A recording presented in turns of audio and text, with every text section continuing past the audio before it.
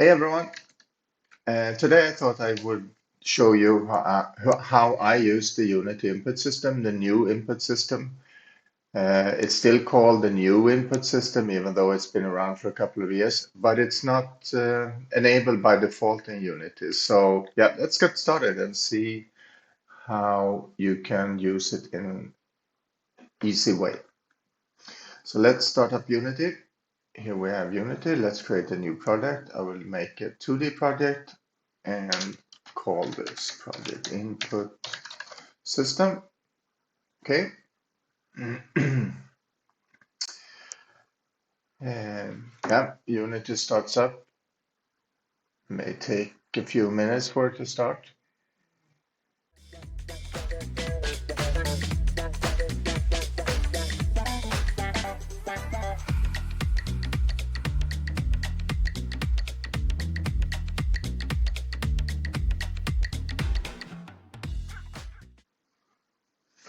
Okay, so now we have our new empty project, and the first thing we need to do is to go up here to the window menu and open the package manager and search for this input system, but we need to search for it in the Unity registry. So we select that and then we type input. Yeah, that's enough. Input is enough. Then it's here. So let's install that. This may take a minute or so for it to download as well, and then it will ask you to restart Unity. So that's what we will do.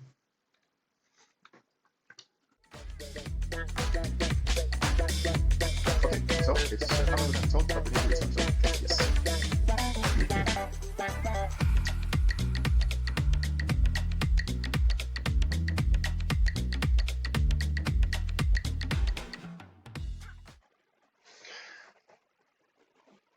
Okay, we're back in Unity again, and we have this new input system available. The first thing we need to do now is to create an asset. So we click on Asset and right-click here down in Assets and Create. And we need this asset called Input Actions.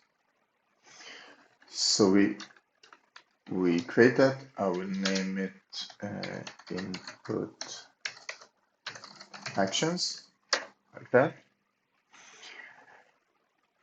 This asset is where we make the connection or the bindings, the key bindings or other type of controller, joystick, what have you.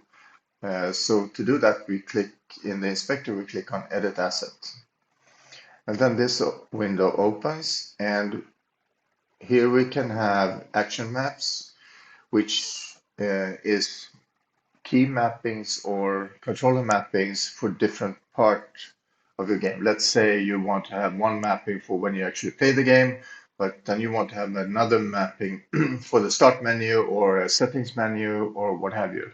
But we will create only one now. So we create it, click on the plus sign, and then I will call it game play. Like that. So now we have an action map, and here we defined our actions. And there is one predefined here, which is a type button, but we need to change that in this case to value, and then we need to tell it also what type of value it is. So we will select vector 2.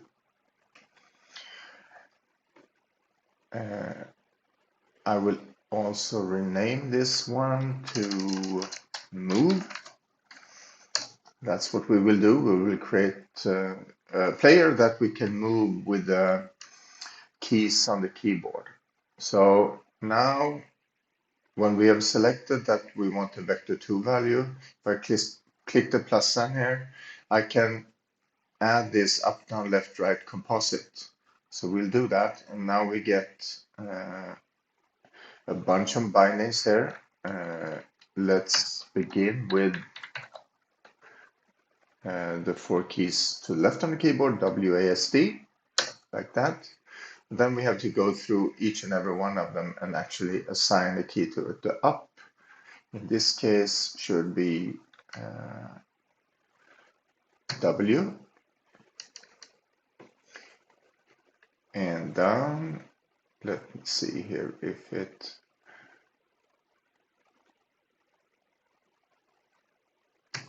down should be S.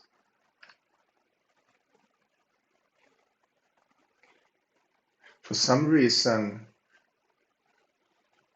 I can't get it to easily listen to the keyboard. I have to click back and forth like this, and now it's listening for some key. Left is A, and now the last one. So I guess it's some problem with the version of Unity that I'm using. And then we have D. Okay, let's add another one for this one we can delete.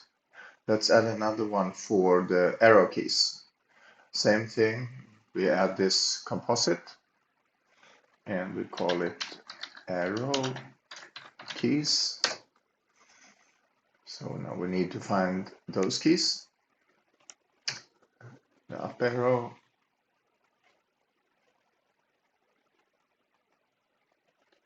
down arrow,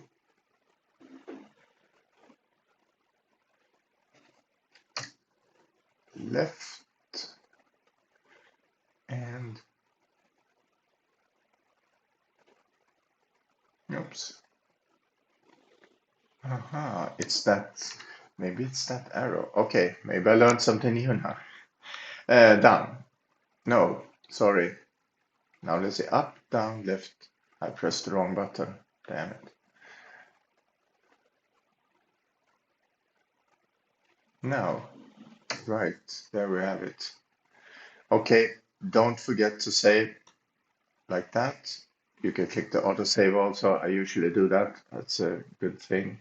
So now we have our bindings to the move action. So now we can close this window.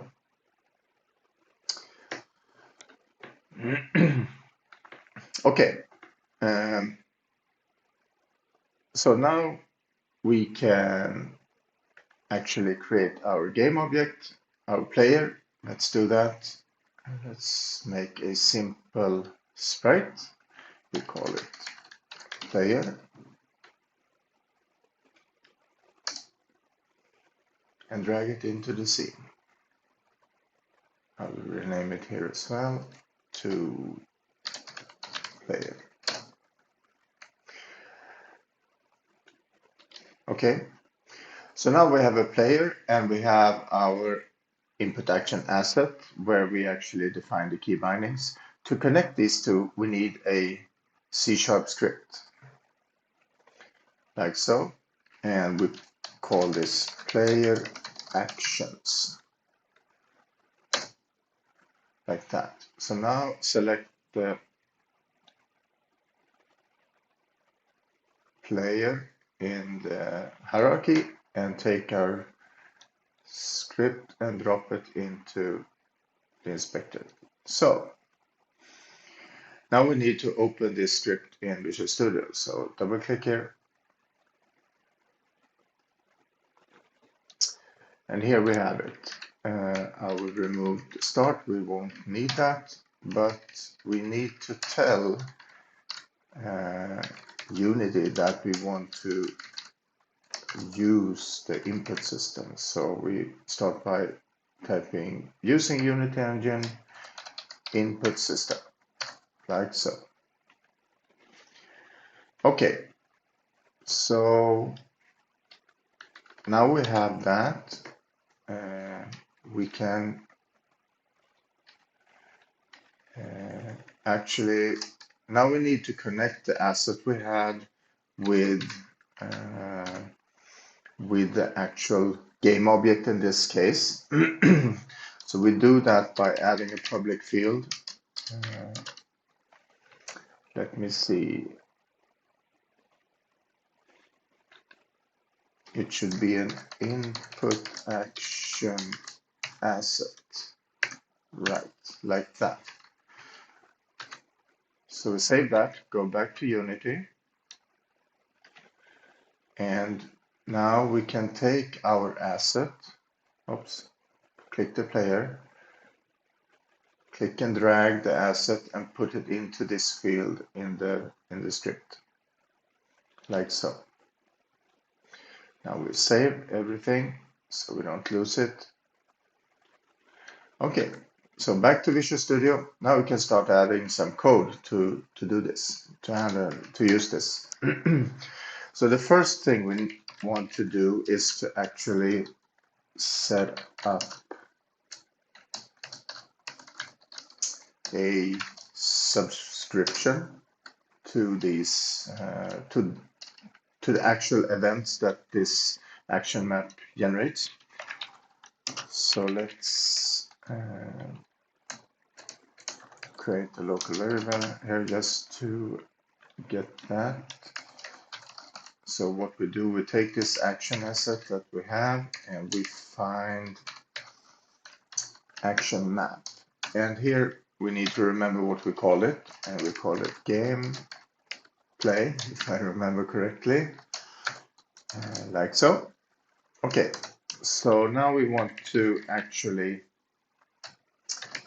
take this action map and we have we need to find the action and we call this move, and now we want to subscribe to two events that comes from it. It's the performed plus equal on move, and the same thing for the cancel event. Find action, oops, I can't spell, move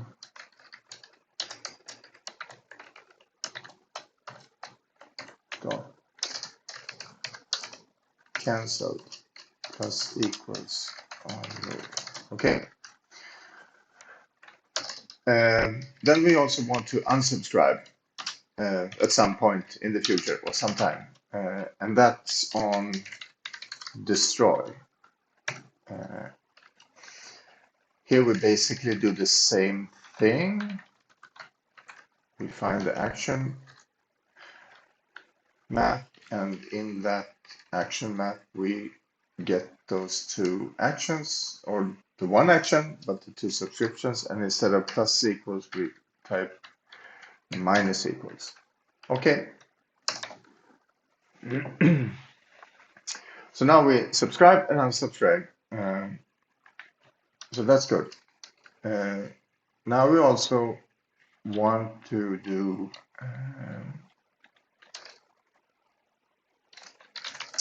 we want to enable and disable these events, or calling of these events, calling of these functions at whenever the object gets enabled or disabled. So we do a private void on enable, like so. And what we do here is we take our action asset dot find action map again,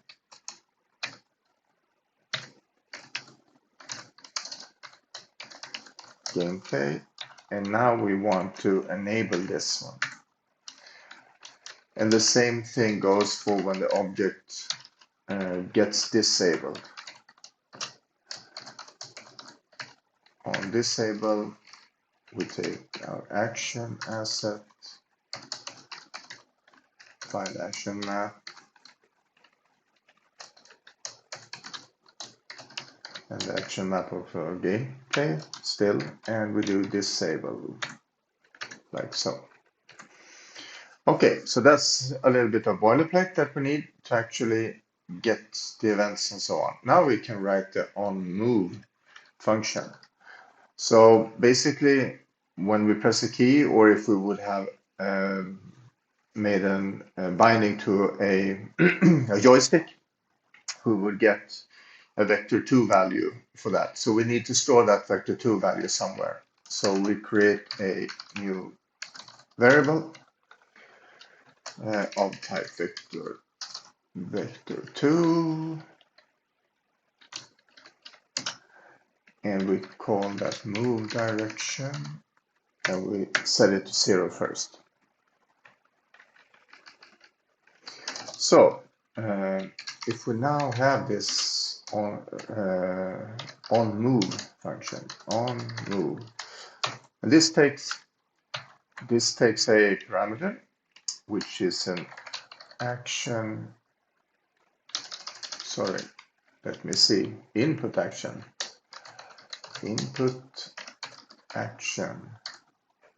callback context. I usually call it CTX, like so. And what we can do with this context is that we can actually read the value. So our move direction, we assign the value from, so here we can take read value and we want to read a vector 2.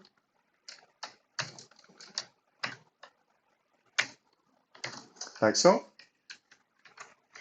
So now we will get the actual movement of joystick or the keys. The keys, of course, will be digital, so it will be like, I think it's -1 in one direction and +1 or something like that. So here in the update function now we can use this, and just for simplicity here to make something happen, I will just use the transform and move the game object around.